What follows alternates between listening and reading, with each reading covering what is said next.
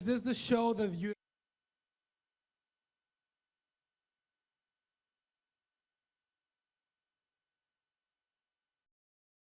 time. Obviously, it doesn't hurt with the two guys that won tonight and how they looked. So, y para Eric, ¿cómo te sientes? How do you feel after this fight? Are you ready to take on higher competition in the bantamweight division? I feel very good. I feel awesome, and I'm ready to go and rest 1 week and come back to training again for another fight. And do you have an opponent in mind, or what you will? Wherever UFC say, I'm fighting. Thank you. Okay.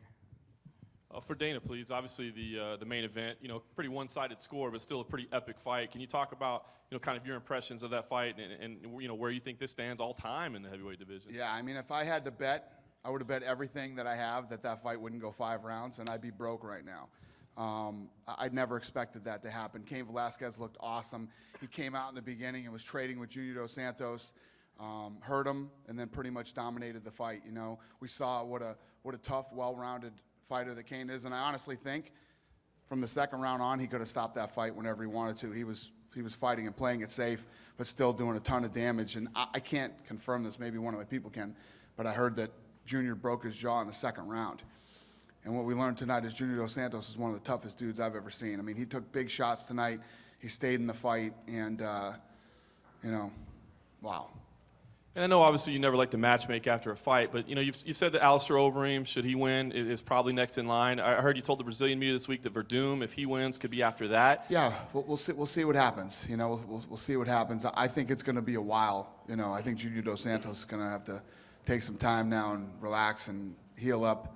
And Cain will probably fight again before he sees Junior if we do that rematch. I was going to say, is there a temptation to do the rubber match now? I mean, obviously, you've got the history. This was epic. I also think as tough as Junior Dos Santos is and was in this fight, it was a very one-sided fight. So maybe Junior fights, another fight, and I don't know. We'll see what happens. Okay. If I could go to Jim, please. Jim, obviously coming into this fight, you said that you haven't been satisfied with your performances. You wanted to dominate. Incredible fight between the two of you, of course. But, are you satisfied with the way things turned out tonight? Not as much as I would be if I was able to finish this tough guy. I knew that I was going to have to throw everything I had at him. And that's what I pretty much did. But, yeah, I couldn't put him away. And, I don't get super excited about winning decisions. I want to sub guys out, knock them out. But yeah, it was a fun fight to be in. I've never had a conversation with somebody in the middle of a fight. When they had that weird little break because of the gauze in his glove. I have the utmost respect for this kid. He's really an awesome guy. What was the chat there then?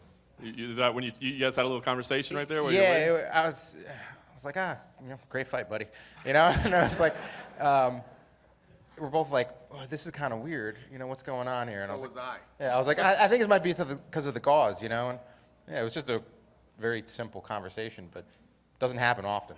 And last question for you, Jim, as well. You said you wanted to stay busy in 2013 and really get back, but after a fight like this, I'd imagine you need some time off. Does that change, or you want to still get back there right away? Yeah, I want to get right back into it. I'm a little lumped up. It was a physically tough fight, but I had 8 months off between this fight and my last fight, and I don't like waiting that long.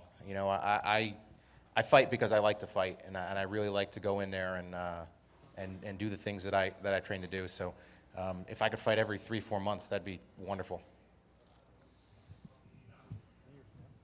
Dana, just to ask you about the heavyweight division, Cain, we talked before, and you were talking about how dominant he has been and how well-rounded he is. When you look at your division, do you see anybody out there that you would say, hey, could give him a run for the money at this point? I mean, it seems like he's kind of lapping the field almost like Anderson has in a way. Yeah, you never know in the heavyweight division. Junior was before that, you know what I mean? And tonight, Cain came in and put on an incredible performance. I think that it's an interesting matchup with him and Dos Santos. I'm not Dos Santos. Overeem. Overeem's a big, strong guy. He kicks hard. He punches hard. I don't know. I think if he gets by Overeem, the biggest fight out there again for him is the rematch with Dos Santos. Right. If Junior did not have the broken jaw, would that be a consideration given it's 1-1? You know, I know you said he had the broken jaw, so you're going to look at a different direction. If he didn't, you know, can you think about going in May and saying, you know, potentially doing that at that time frame? I don't know. You know, you can't even think about that stuff right now. It depends on how, I mean, I don't know who here really saw Junior Dos Santos after that fight. He looked terrible. I mean, he looked terrible. And then give it 2 hours, you start to look worse, you know, and I'm sure he's going to be very sore for a while, and especially if he has a broken jaw, you know how that goes. They're going to have to wire his jaw shut, and it's going to be a while before he starts training again and stuff. And when you compare Kane's performance tonight to what he did against Brock, I mean, you know, obviously he fought a better fighter tonight, I think, than he did against Brock. But, I mean, did you see a similarity there? Did you see any growth from that fight to this fight? No doubt about it. And again, leading up to this fight, I kept saying, and I said it with Rogan when we opened the show, everybody was questioning his chin. I think Cain Velasquez has a great chin, and he proved that in the Czech-Congo fight. You know, he took some big shots from Czech, and that was back when Czech was hurting people. As far somebody had asked him in the press conference before what his favorite fight was. That was my favorite Cain Velasquez fight until tonight. It was the first time he was ever taken into deep water and had gotten rocked or anything, and he fought like a pro that night. And again, same thing for Junior Dos Santos tonight. Junior Dos Santos, in his UFC career, had spent 13 seconds on the ground. That was it. And then tonight, you know, he had a broken jaw, he got beat up. Things happened to him that have never happened to him before, and the guy's just an absolute warrior and a stud. Question for Jim, please. Jim, I think you talked about this a little bit in the octagon, but just right in front of you. Sorry. How close were those submission attempts, especially the one at the very end? The heel hook was pretty close. I was able to control his wrist and really push my heel down to try to you know, take that away from him, take that lever away. I knew he was setting it up. He started to set it up on the opposite side of the cage. I was so exhausted, and it was a beautiful setup, and it was a beautiful move. I admired it while it was happening. You know, but he was gonna have to break it. You know, I knew there was under a minute left, and yeah, I was not gonna give in to that. And then for both of you guys, I think you kind of Wait, addressed... he didn't answer the choke. I want to know the choke. Did he have that choke? Yeah, the choke wasn't that close. No? No, I was taking a break. Sorry, I had to know that. And then I just wanted to ask both of these guys, you kind of addressed it when you said you had the conversation, but you guys got some pretty unbelievable ovations there, especially going into the second round. And I know as fighters, you try to have laser-like focus and not really pay attention to what's going on, but did you notice that? And what are you thinking when you hear the roar like that? I noticed it. I try to feed off the energy. You know, it gets me excited, and I was exhausted after that round, so I was trying to use some of that energy to, you know, bring me back. I had quite a bit of blood in my eye, so I was kind of focusing on that. So I did notice it, but you know, I'm glad to hear that everyone was enjoying the fight. Dana, MiddleEasy.com right here.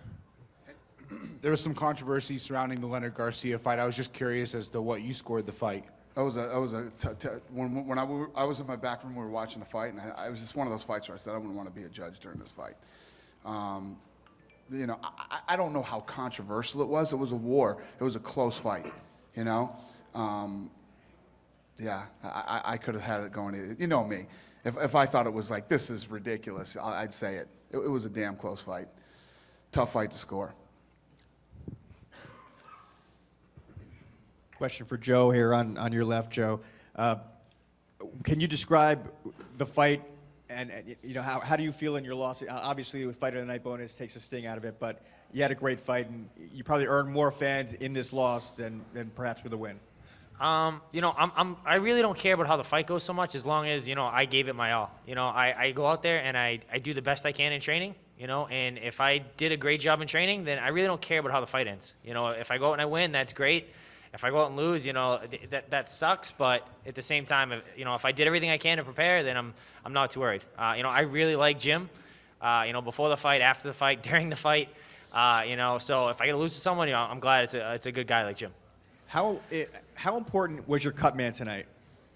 It was a big deal. So it was the first time I'd actually been cut and had it draining in my eyes so bad. Like I could just feel like warmness just spewing all over my face.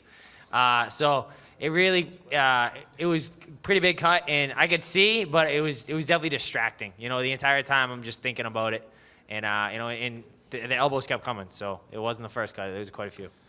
Yeah, and the media wasn't over on our side. At one point, he had like that arm choke on him, and it was literally squirting out of his head. Ari Emanuel, the agent, the real Ari from Entourage, you got him good. Good. You got him good. Mission accomplished. And one question for Jim. It looked like at the end you looked up and you took your mouthpiece out and you said, "Holy shit!" What was going through your mind there? Just that was a crazy fight. I was exhausted, and I try to leave it all inside the cage, and just give forth that complete effort. And I think I did that tonight. I was pretty exhausted and banged up, and it was just, even though I was in pain, I think he lifted me off my feet with that knee to the sternum in the third round. That definitely hurt, but it was a fun fight. It was a fun fight to be in. Oh, it makes me a sicko. And the question that you asked earlier, that you reminded me, Sean Shelby, one of our matchmakers, came to me, during the fight sometime and said, I guess Leonard Garcia was in a situation to be cut if he had lost tonight. And he came to me and said, Dana, I don't want to cut this guy. And I said, there's no way in hell we're cutting Leonard Garcia. So, just a couple more here for Dana in the back to your left.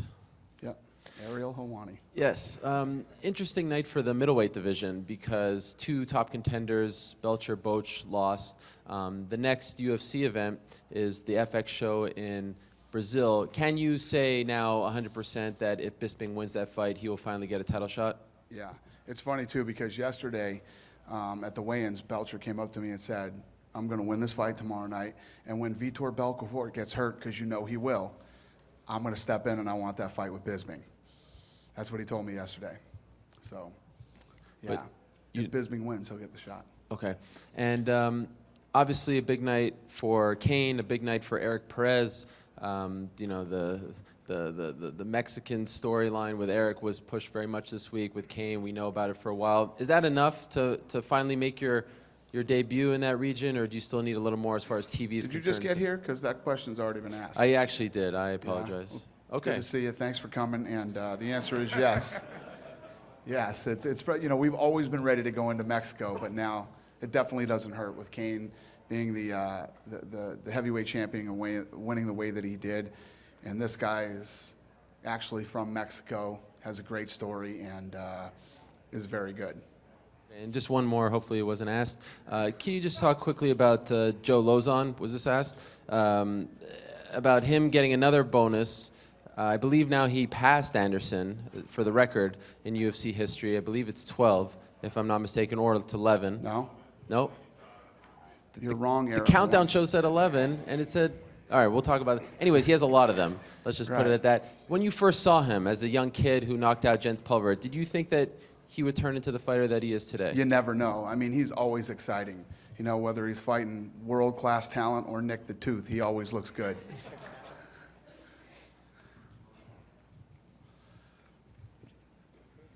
This is a question for Costa. Costa, you came in replacing your teammate, and you put on a phenomenal performance against somebody who's been really moving up in the rankings. Where do you feel right now that you place yourself? I don't really know, but I should be a top 10 right now, at least. Who would you like to fight here in the future?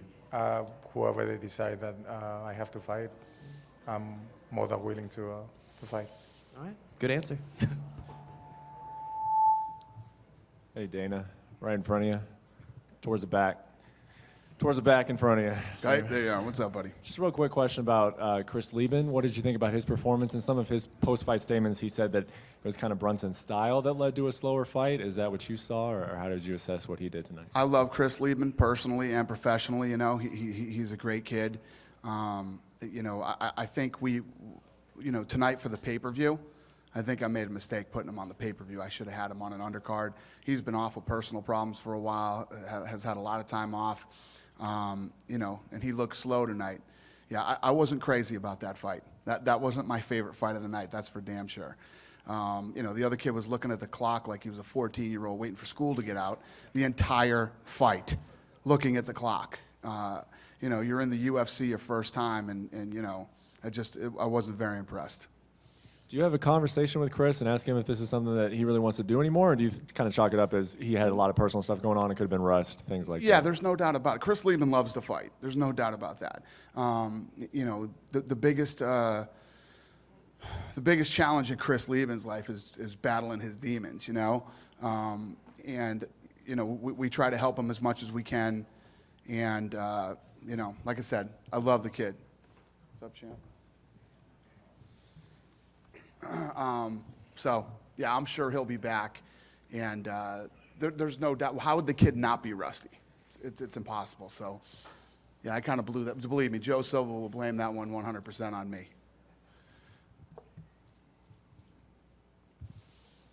The champ is here.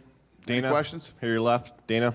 Yep. Where do you see Eddie Wineland after his performance tonight? The bantamweight title, 135. It's interim right now. Yeah, you know, I always feel stupid saying stuff like this, you know, because I'm not supposed to say stuff like, but I'm a huge Pickett fan, you know. So me and Eddie were talking.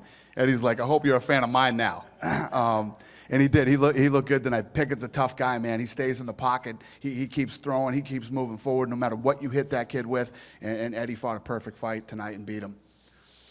And for Wineland, where do you see yourself with the interim belt and in the position in the 135 division?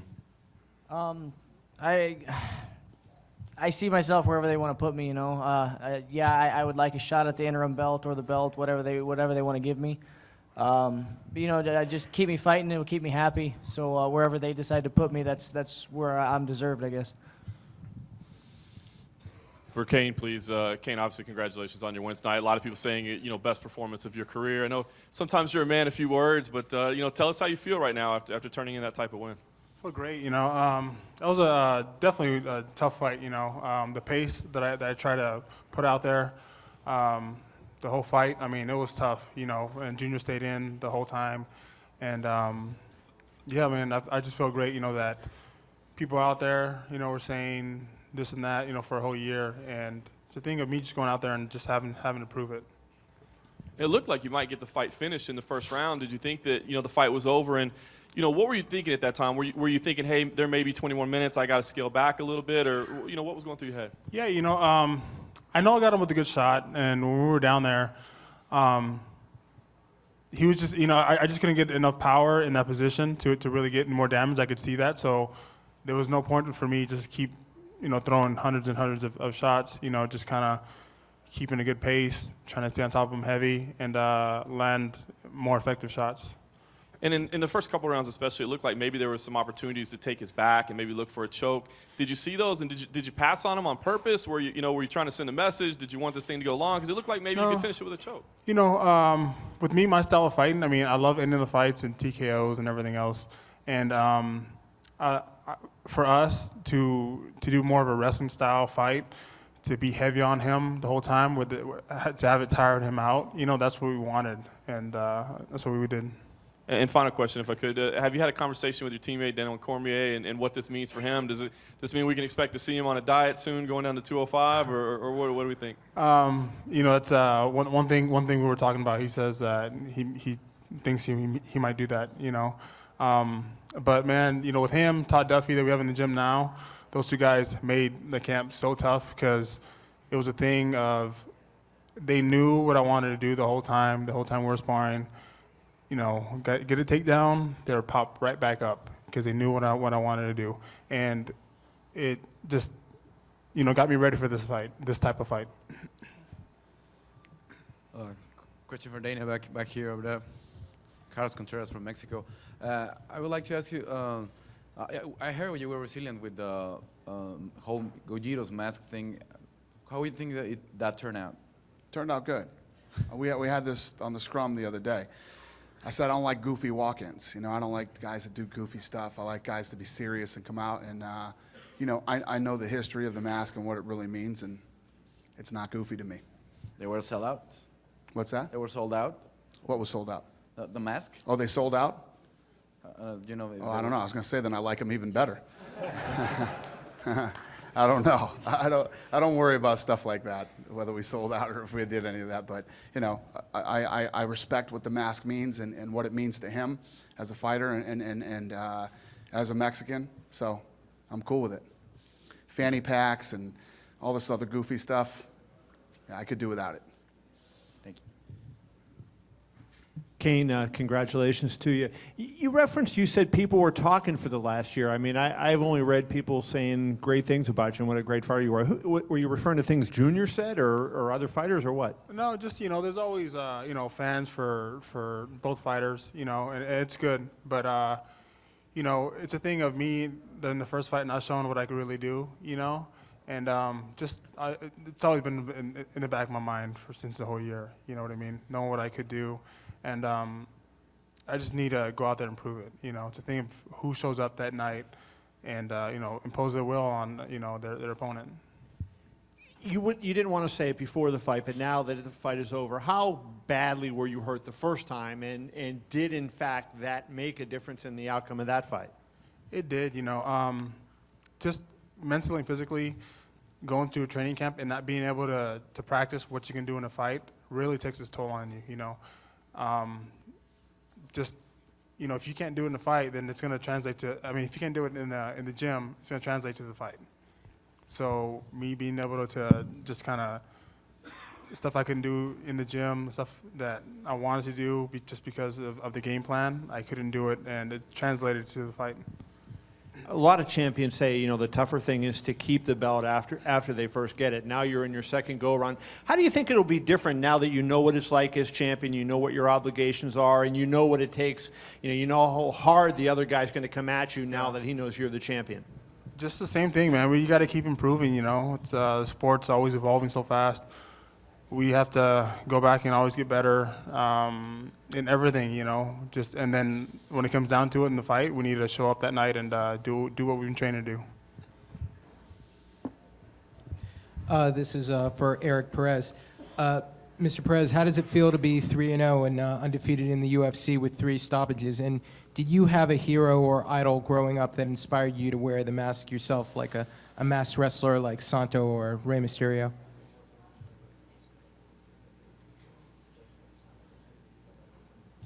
Yeah, the means for me, the wear the mask. I'm super. My English is working out.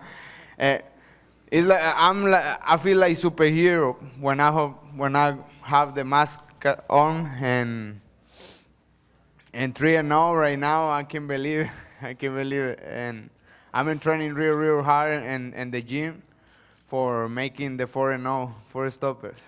It's my next step. Question is for Joe. Joe right here, MiddleEasy.com, right here. Obviously, you lost a lot of blood. I was curious how you were feeling at the end of the fight, and how do you think that fight would have went if there was 2 more rounds to go? I'm glad there wasn't 2 more rounds. I was losing a lot of blood. I felt okay. Honestly, the biggest thing is my legs are sore. When I was on my back in open guard, he was kicking in my legs. So, the blood definitely hindered me a little bit, but it was just Jim. He was on top of me the entire time. He kept good pressure. I'm glad there weren't 2 more rounds though. This is for Kane. Were you obviously the game plan worked really well. How winded were you when it came to the 3rd, 4th, 5th rounds? I was, bad, man. But in training camp, I felt the same way just because it was that hard, We had a purpose in training camp to do that, and it translated into the fight. And in the fight, doing that high pace of fighting, especially for a big dude, that was tough. It was tough, But I just knew that if I put this kind of pace on him, I knew he would be just a little bit more worse than me, And it's a thing of just being mentally strong. So that's pretty much it. You had that big right hand there in the first round. You had several more throughout the fight, a lot of combinations. Were you at one point just surprised you just couldn't knock him out? No, he's a tough dude, man. He's really good. I mean, I was surprised that I was connecting so well, and his takedown defense was really good. It was tough, but I think it got a little easier as the fight went on, just a little bit, just because the pace of the fight kind of tired him out a little bit, but it was a tough fight. Kane, do you think it was the pace that tired him out? It seemed like he was a little bit out of sorts after getting knocked down. Did you feel like he was never the same fighter after you did that to him? No, I think it's the pace. That wrestling pace of carrying somebody else's body around for that long, it's tough, man. I've been doing it my whole life, and it's a thing that you really have to be doing it. You have to do it a lot, and mentally, it just gets you so strong, and that's what we've done in wrestling, and that's what we're doing now here in the UFC. Early on in the first, it seemed like you were trying to do the wrestling moves that you had talked about. It wasn't going perfectly well, and then you got the shot. Talk us through that? How did that go down? Where you said, you know what, I'm just going to stand with this guy and throw for a while. Well, it's a thing of not just shooting. I mean, you can't just go in there and just expect to shoot and get a takedown. The guys are so good now that it's a thing of setting up your shots with punches and kicks. You need to set them up. Once your opponent starts worrying about the stuff upstairs, then that's when you go ahead and shoot and everything else. And just keeping them off track of going high and low. I mean, just worked. And do you think you want Overeem as your next opponent if he wins his next fight? Whoever wins. Real quick, let me jump in here real quick before the next question. One thing about the walk-ins, when we were talking about goofy walk-ins and serious how badass was Kane and Junior Dos Santos' walk-in tonight? That's what I'm talking about. But while he's here, we announced the bonuses earlier. He won the fight tonight, and he gets a brand new Harley Davidson motorcycle from Harley Davidson. So, congratulations. Thank you. I've been taking a motorcycle riding for about a year now, and I consider myself a biker. Right. Yeah, I think I love it. So thank you very much. Cool. Congrats, bro. Huh? Yeah. No, there will be none of that. Sorry, whoever was asking the next question, go ahead. A few questions for Eddie. You look kind of aggravated. What's bothering you? Oh, there's nothing bothering me. I don't know. Do I seem aggravated? You just look salty for a guy who just want to fight. No, I'm happy. I got paid. I got to fight somebody. I got punched. I got to punch somebody back. So I'm a happy man. When you heard it was a split decision, were you kind of surprised? Were you worried at all? No. You never know what the judges are going to see. I don't like to let it go 3 rounds, just for that simple fact. I feel that it was unanimous on my side, but again, you don't know what they're going to see. So, they may see something different that you see or that anybody else sees, and everybody's entitled to their own opinion. Speaking of opinions, the fans seem to kind of turn a little bit in the second and third rounds, and a little booing going on in the second and third rounds. Do you hear that kind of thing? I know all fighters say that they don't, and they just are worried about what's going on in the cage, but did you hear that? Yeah, you hear it. You don't really understand why they're booing. 2 guys slugging at each other, trying to take their heads off, and somebody's going to boo you. But again, everybody's entitled to their own opinion. If they felt that they needed to boo, then good for them, I guess. Sure. A couple quick ones for Kane. Kane, how are you feeling? Physically after this fight, are you pretty much beat up from being in a 25-minute fight, but mostly injury free? Yeah. I just feel a little banged up just from that. So hopefully it stays that way. And kind of what are your thoughts, going forward about how quickly you'd like to get back in there? In 2013, how fast you'd like to get in there and defend?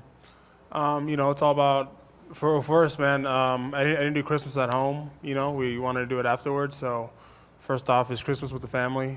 That's most important. And then slowly get back in the gym. I like to slowly get back in there and get back to 100% and then, hit it hard. So we'll see. And Dana, real quick, on the bantamweight division, obviously your champ's out, but kind of how encouraging is it for you to have, guys like Eddie and Eric and even Pickett kind of step up with the champ out at this point? It's awesome. No, it's great. And nobody's had more bad luck than that kid has. And like you said, we got guys who can keep the division cracking and keep it exciting till we can settle that. Right. And then you mentioned earlier, maybe a mistake opening up with the Levin fight on the pay-per-view. What would you have put in there instead? That's a good question. I don't know. We had another fight. Wait, actually, what fight was in there? There was another fight that was starting to show, and I switched it with Lieben. And believe me, like I told you, Joe Silva ran right over and let me know that he told me that. And he was right. Joe, you're smart, I'm dumb. I get it.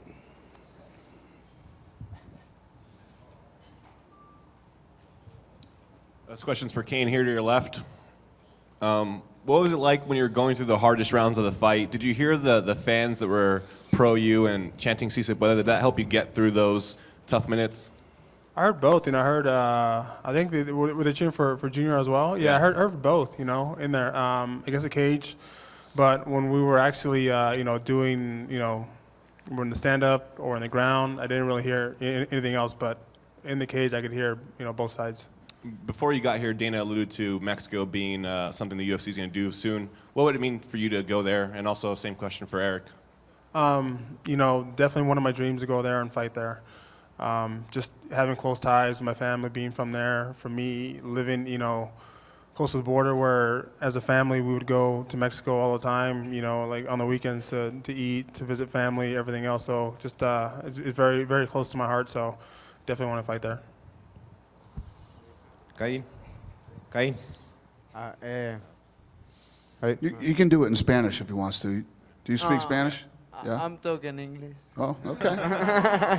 I'll leave you alone, man. Do your thing. If you go to Mexico, also, I have friends. It's not friends not coming to USA, so I have a lot of people want UFC in Mexico who don't have visa, don't have nothing. So if it's Greg, fight in the UFC and my country. Good. Dana, are we more likely to see Kane fight in San Jose or Mexico first? I don't know. I hope Mexico. No knock on San Jose, but love to do it in Mexico. Cain. Yeah. Somebody give Meltzer a microphone back there. ¿Nos podrías decir en español, pues, qué es lo que más te gustó de la noche de hoy, de tu victoria? Y segundo, si estás contento porque inclusive lograste superar a Junior Dos Santos en el boxeo. Wait, before you do, will somebody translate that for us? Essentially, King, what do you think about the way that you beat Junior Dos Santos that night, because you were better in the boxing even, and what do you think about the next step in your career? Pues ahorita nomás a ganar. Me gustó que tenía un año que estaba esperando esta pelea y quería ir a ganar el título para atrás. Y sí, y como la gente estaban hablando que Dos Santos tiene buen boxeo y todo eso, pero yo ya sé que yo puedo hacer, que yo puedo también hacer el boxeo con él, yo también puedo luchar con él y jiu-jitsu, pues todo. Yeah, you can do it. We're not going to make him translate himself. Come on. Yeah, actually it was part of the plan, so I was preparing for a war.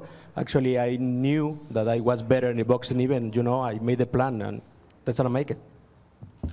Thank you.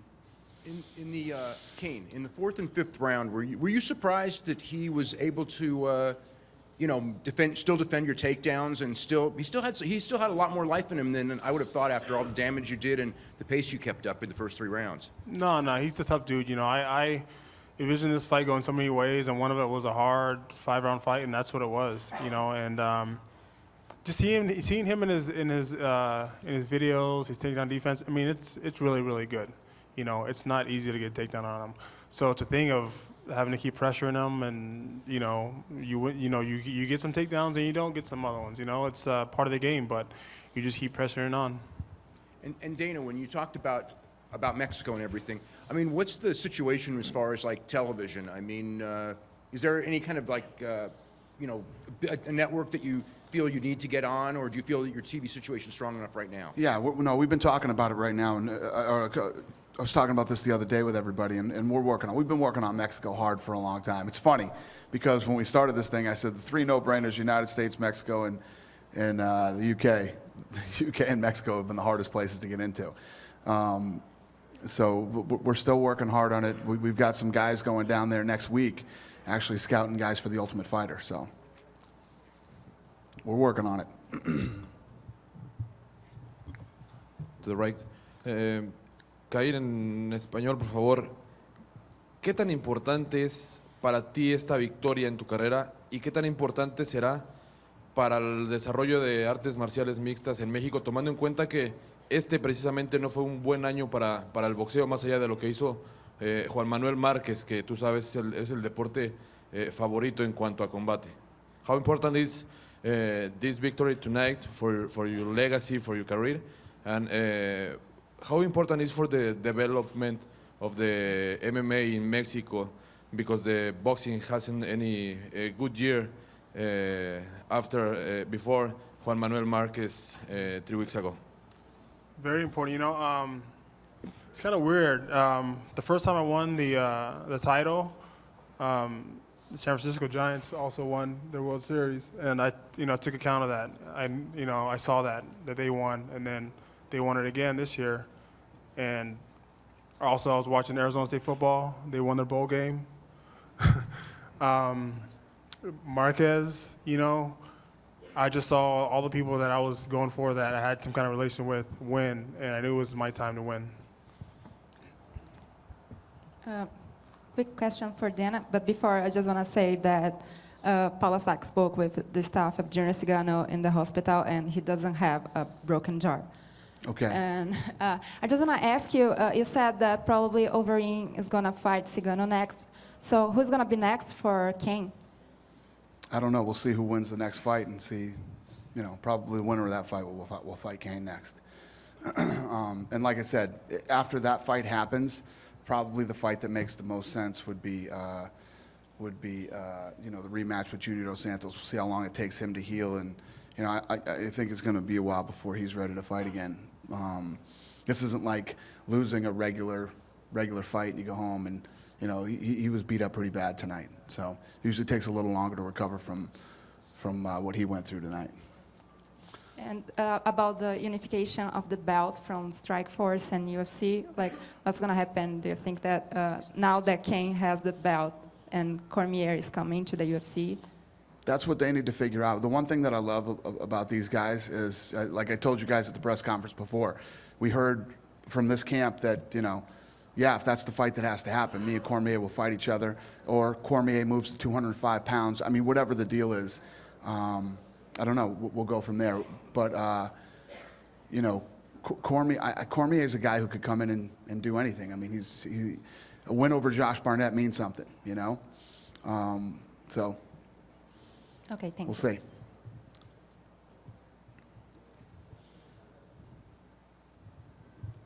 Yeah, Carlos with the Cage Mexico.